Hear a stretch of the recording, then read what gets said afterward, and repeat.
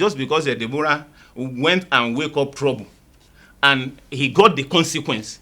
It is trending all over everywhere. What Deborah did is against Nigerian constitution. I'm saying it emphatically. Let any lawyer comes out and say what Deborah did is in line with our constitution. Hello guys, and welcome to another episode of Just Say It on Northseed TV. And you know how we do it on this show. This is the time that you have to express your mind. This is the opportunity that we have to discuss trending topics that is happening in our society and the country at large. But today is going to be a very different one because I have a guest in the studios with me. My name is Oluwanifemi Adebayo. Let's go for this break, then the show begins.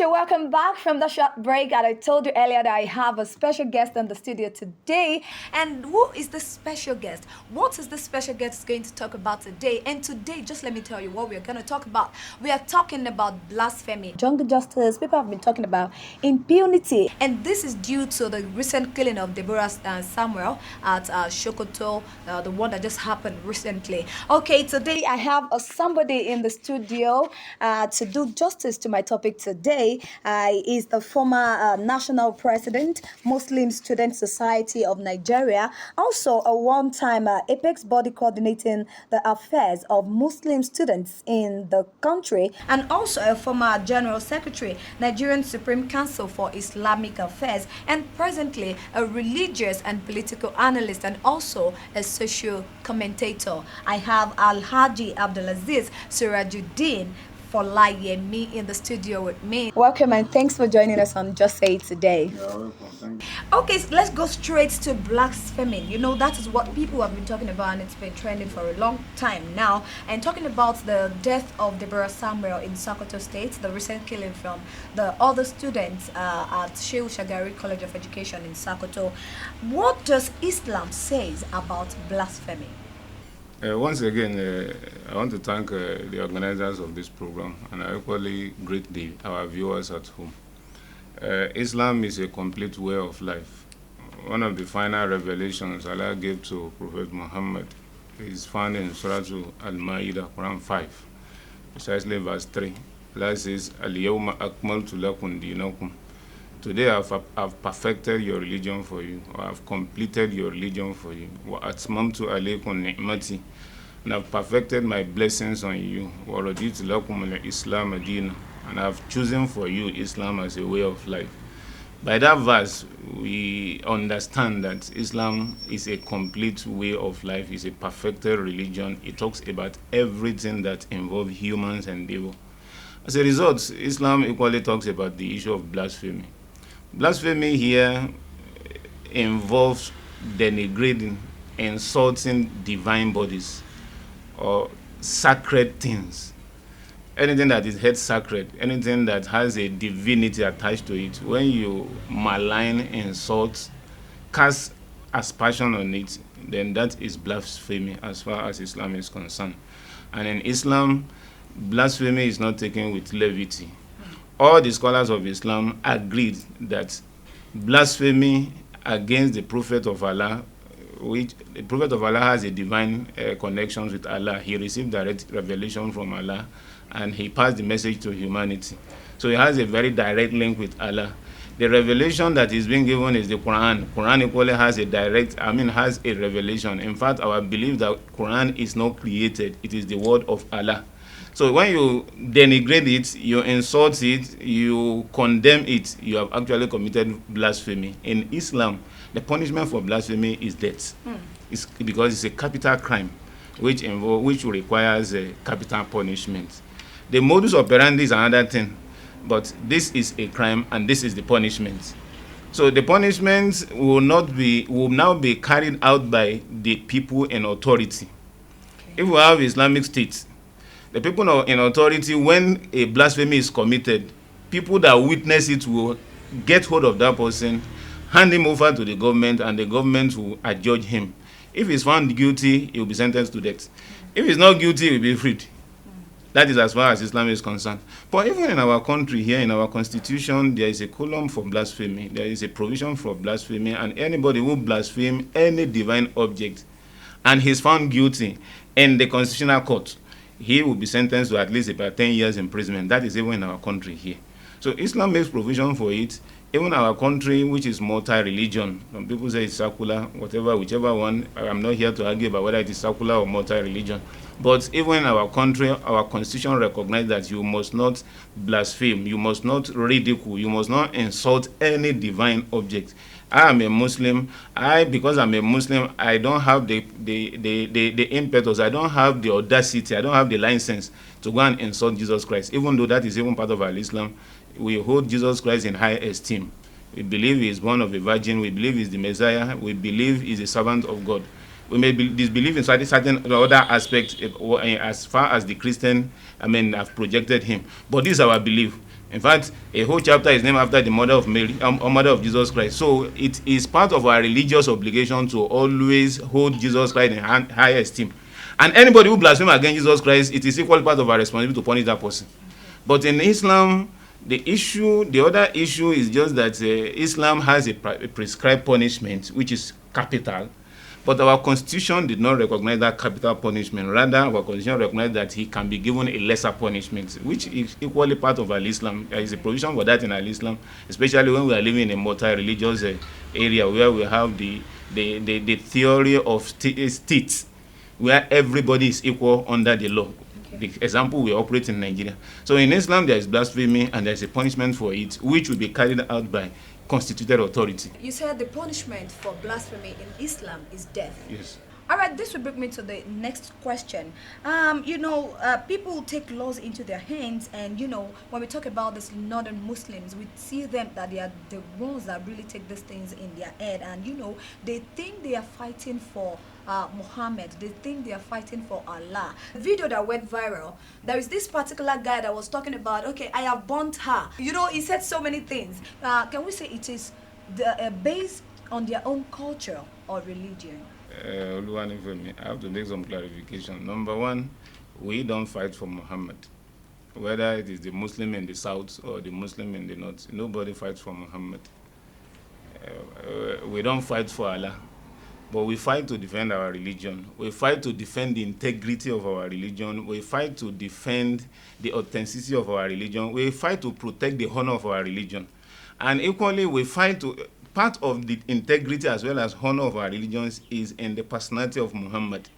If you ridicule Muhammad and you go scot-free, you have indeed ridiculed our Allah, the God we are worshipping. You have indeed ridiculed the tools of Al-Islam. You have indeed ridiculed the heritage of Al-Islam. You have indeed ridiculed the source of Al-Islam. In fact, you have finished Islam. If you ridicule Muhammad, you cast aspersion on him, you malign him, you insult him. So, you see, there is a problem in our society, my sister. The issue of people taking laws into their hand is actually the main issue. Unfortunately, people are not speaking against the evil that lady committed. Blasphemy is evil, whether in Islam or in our secular society. Even as far as United Nations Congress is concerned, blasphemy is heinous. Blasphemy is not categorized as one of the freedom of speech. This is acceptable internationally. You can Google it anywhere. Blasphemy, issue of freedom of speech does not extend into blasphemy. It does not extend into maligning. You understand? It does not extend into libel. You have to, there are limits, there are red lines as far as what you can say is concerned, or else you'll be held responsible by what you have uttered. So, if somebody will now go ahead and insult the personality of Muhammad, my sister, the person is looking for trouble. We may have two categories of people. Some people may exercise patience and just walk away from him. Some people may not take it lightly. It's as good as somebody insulted my mother and I decide to fight the person. Another person, you may insult his mother and decide to keep quiet. Sure. This is reality. If it is better, don't look for trouble. If you go ahead and insult Muhammad where the Muslims are dominated, you are looking for trouble. That's the reality. We have to face that reality. It is better you allow the sleeping dog lie. That is what we were taught when we were in the primary school. Wahala sleep jejely, and Nyanga went and wake him up. When the Wahala wake up, everybody will be running helter-skelter. That is exactly what Deborah did. Now we are not exonerating those people that carry out mob action. I will talk about mob action. Islam does not permit mob action. We are not exonerating them, but it was Deborah who actually looked for trouble. Okay, are you justifying that action that was carried out by those students at Sheu Shagari College of Education? We are not justifying. They have committed a crime and they should be held responsible. They should be arrested and prosecuted. Good. According to Nigerian constitution, they should be arrested and prosecuted because they have committed a crime. But similar event is happening everywhere now. Why is that of Deborah is the one that is trending? Just a few, almost 2, 3, 4, 5 days, people were burnt alive in Lagos. It's still trending. It's still there, but it is not trending. Just on just little disagreement between one Okada guy and one they call the guy a sound engineer. Just little disagreement over the payment or whatever. The guy was mobbed, the guy was killed, the guy was burnt. It is not trending. People are not talking about it today. The problem we have with Nigerian media is when it is religion or something that look like religion, we make it to be trending, while other criminality continues. Ladies and gentlemen, don't forget, don't get electrocuted. Men, not to shock you. If you touch that guy, you go shock. If you touch it, just increase the volume. If you touch him anyhow, not if it shock you, nah. And don't forget to subscribe. Love Stick TV. A particular reverend father in the southeast state, I will not mention, a particular reverend father mount the pulpit and said that we are tired of somebody waking up with Adhan every early in the morning. The following day, a mosque that is very close to that area was pulled down. People were brutally dealt with in that mosque. People did not take it religion attack. And it is a mob action. People's property were destroyed. Since the inception of this administration in the last 7 years, northerners have been consistently killed. Down south here, southeast. Their properties destroyed. Nobody is tagging it a religious assault. Nobody is tagging it mob. It is not trending. But just because Deborah went and wake up trouble and he got the consequence, it is trending all over. The problem we have with Nigeria is that Nigeria has dovetailed into an anarchy country. There is a lawlessness. There is breakdown of law and order in Nigeria. Mob action is happening everywhere, and people are doing it with impunity. So anybody can do anything in this country. All we know about protest is that when you want to show your anger, you line up. That is what is obtainable in civilized climate. You line up, go hold your placard, go directly to the government and tell the government that this is what you are doing, we are not happy with it, this is what some of your agents is doing, we are not happy about it. But look at the way we carry out protests in Nigeria. You block the highway, beat people up, disturb the movement of people, disturb the peace of the society. We saw what happened during the EndSARS. Nobody is criticizing that. Today in our country, we justify the extrajudicial killing of bandits. We justify the extrajudicial killing of armed robbers in our society today. And it's against our law. And when it happened, people will give people excuse that after all, if you take them to the court, you hand them over to the government, nothing will be done. Why can't we extend the same thing to those people that did what they did to Deborah? Just saying that peradventure, what Deborah did is against Nigerian constitution. I'm saying it emphatically. Let any lawyer comes out and say what Deborah did is in line with our constitution. What Deborah did is a criminal act as far as Nigerian constitution. Forget about Sharia law. What Deborah did is against Nigerian constitution. The least he will do is she will be sentenced to 2 years or 10 years in jail because she has committed a criminal act. You understand?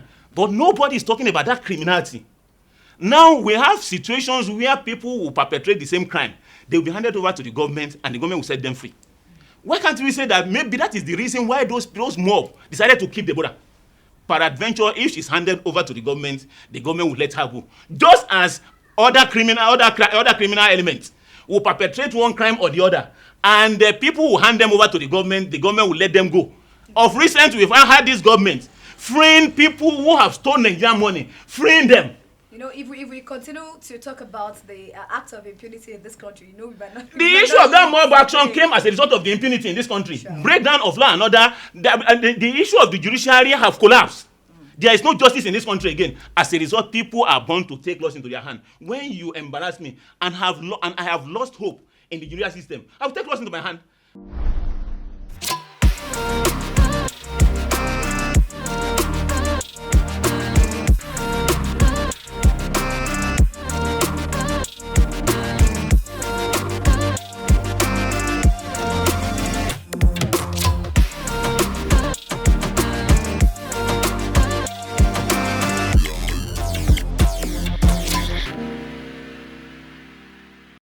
really want to ask these questions because of our time. Do you think religious leaders are still talking against blasphemy?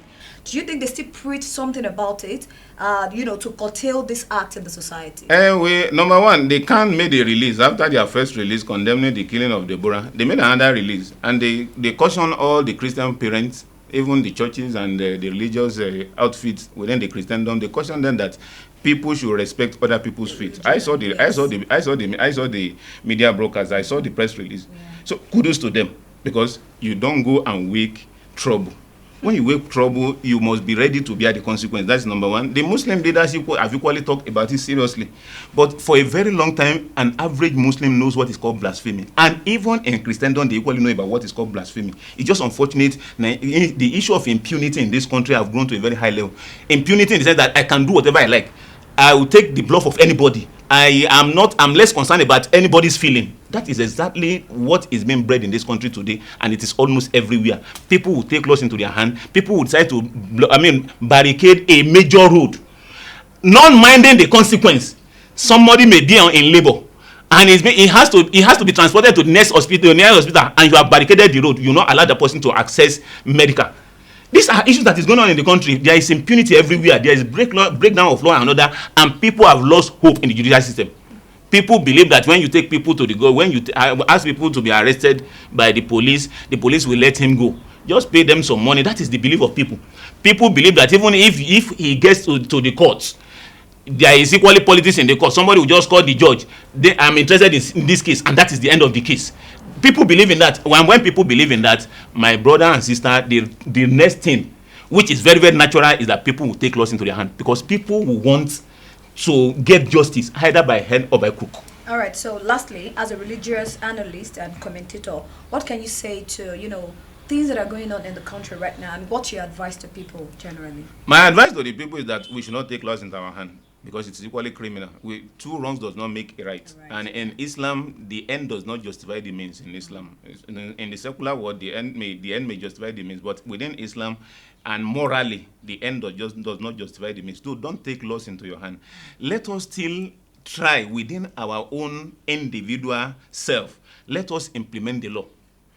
When somebody commits a crime, and the crime is so heinous that you cannot just look away from it, make sure that you get the person arrested. And follow duly, because certain things that happen within the law court, people will be invited to come and serve as witness. Nobody will come. The judge will have no option but to strike the case out. An armed robber is captured, and he was handed over to the police. They paraded him in front of the press, and they took him to the court.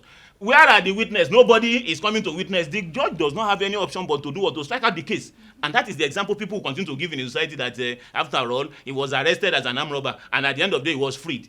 But because of the fact that we have not followed the due process as far as prosecuting the person, how many of us want to go to the court and say, I'm a witness, I saw him when he was actually stealing, and be ready for the cross-examination, because you'll be questioned. Sure. A lot of questions will be given to you to the level that if you are not highly cerebral, you'll be confused. And the religious leader should preach love. It's very, very important.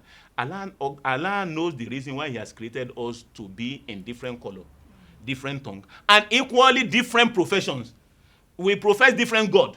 Allah knows the reason why he has created all like that. Had it been Allah wish, he would have made everybody Christian. And nobody can query him because he's all powerful. And had it been he wish, he would have created everybody to be Muslim. Nobody can query God. Whatever God does, nobody can query it. But God in his wisdom makes some people Christians, some people Muslims, some people even believe in worshiping stone or whatever.